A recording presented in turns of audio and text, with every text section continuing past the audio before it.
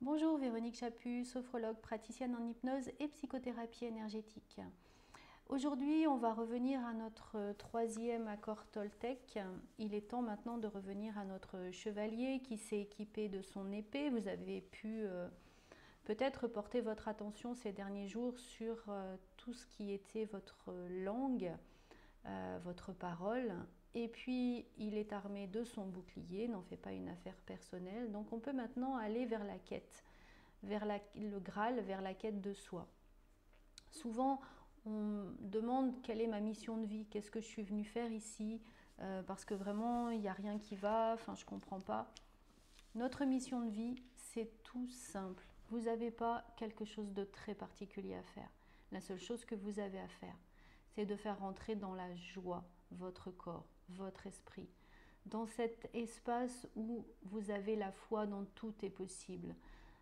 Vous êtes des corps énergétiques, tout est énergie. Et la seule chose qu'on doit faire, c'est juste faire remonter notre taux énergétique. Être juste dans cette joie, dans cette innocence. Et c'est vraiment notre mission de vie, c'est de venir expérimenter, quelle que soit notre situation, quel est le chemin qui va me reconduire à cette joie intégrale.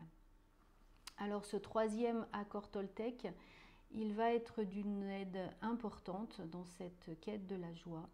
Parce qu'une supposition, c'est comme une conclusion qu'on va mettre à une situation. C'est quelque chose que notre mental a construit et notre mental se construit que sur les choses qu'on connaît. Et notre carte personnelle n'est pas le territoire.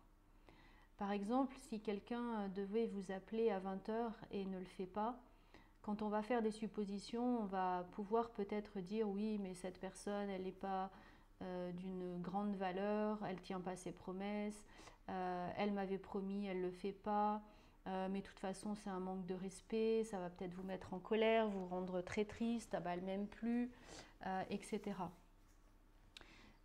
Ce regard-là, c'est juste votre point de vue qui a été élaboré en fonction de votre éducation, en fonction de votre histoire de vie. C'est peut-être pas la réalité. Alors, mettez un grand stop à toutes ces suppositions.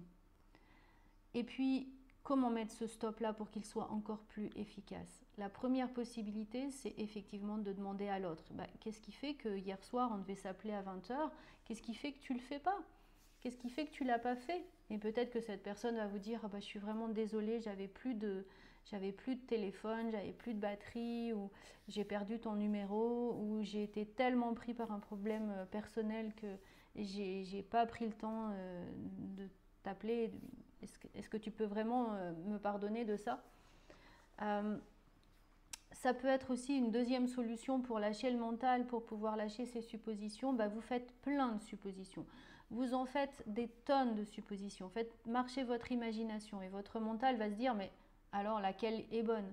Et là, il va se perdre dans toutes les suppositions, surtout si vous en avez fait des suppositions qui étaient complètement stupides.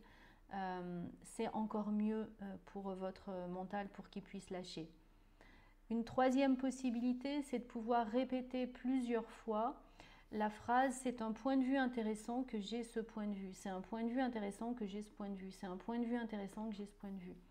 C'est une petite phrase qui va couper votre mental parce qu'effectivement, c'est votre point de vue par rapport à la situation, mais c'est peut-être pas le point de vue qui est réel en fait. Imaginons que vous soyez dans une clairière, dans une forêt, et que tout autour de cette clairière, vous voyez absolument que des arbres. Vous pouvez avoir le point de vue que vous êtes perdu. Comment je vais sortir de cette situation? Il n'y a aucun chemin qui est en vue. Mais si vous changiez votre point de vue, peut-être si vous étiez juste au-dessus de cette clairière, par exemple avec un drone, vous pourriez peut-être observer, juste en changeant ce point de vue, que ah bah oui, il y a une maison qui est juste là derrière, ou le chemin est juste posé un peu plus loin.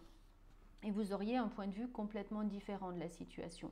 Quelquefois, on se fait juste happer par nos émotions, les émotions souvent de peur, bien entendu, puisque c'est la mère de tout, mais de colère, de tristesse, qui vous attirent vers une supposition qui vous semble peut-être la plus réelle pour vous, mais ce point de vue n'est que virtuel. Alors quittez l'imaginaire, quittez votre film intérieur pour pouvoir revenir ici et maintenant. Réancrez votre confiance dans la vie, dans la foi. Ouvrez votre cœur à l'amour. Et ça va vraiment vous amener beaucoup de paix. Parce que plus vous allez chercher à contrôler, plus vous allez augmenter la peur, parce que bien sûr, on ne peut pas tout contrôler.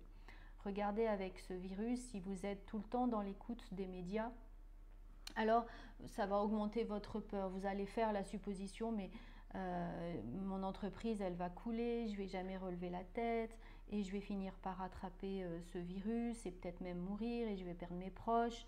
Et là, vous allez, avec toutes ces suppositions, vous allez complètement vous effondrer.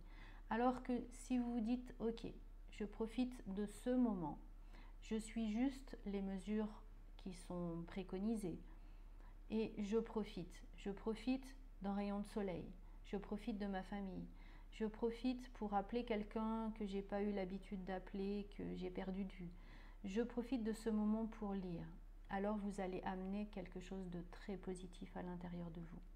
Et si vraiment vous aviez envie de supposer des choses, alors supposez des choses qui sont positives, supposez des plans, un film qui vous amène beaucoup de joie, qui vous permet de retrouver votre légèreté, qui vous permet de vous transcender, de retrouver vraiment cette confiance et remercier. Remercier, ayez cette gratitude tout le temps pour ce que vous êtes en train de vivre, parce que souvent c'est juste un point de vue et quand vous aurez suffisamment pris de recul, que vous aurez appris, tiens, dans cette épreuve, dans ce moment de vie qui me paraissait difficile, finalement, c'est là où j'ai le plus appris, où j'ai pu me transformer, où j'ai pu vivre quelque chose de particulièrement gratifiant pour moi.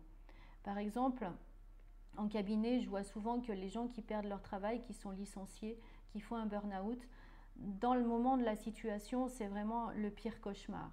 Et pourtant, quelques mois plus tard, on voit que c'est peut-être ce qui leur a permis de retrouver leur mission de vie. C'est peut-être ce qui leur a permis de retrouver le chemin de l'amour. C'est peut-être ce qui leur a permis de retrouver un meilleur emploi ou de retrouver l'emploi dont ils rêvaient. Donc c'est juste un point de vue. Ne restez pas figé, ne descendez pas dans un point de vue qui vous amène de la tristesse, de la colère. Essayez juste de faire plein de suppositions, de plus en faire, de faire des suppositions positives, ou juste c'est un point de vue intéressant que j'ai ce point de vue. Voilà, j'espère que ces quelques astuces et que cette visite de ce 3e accord Toltec vous sera bénéfique et vous permettra de transformer ce moment de vie. Bon week-end Pascal à vous, au revoir.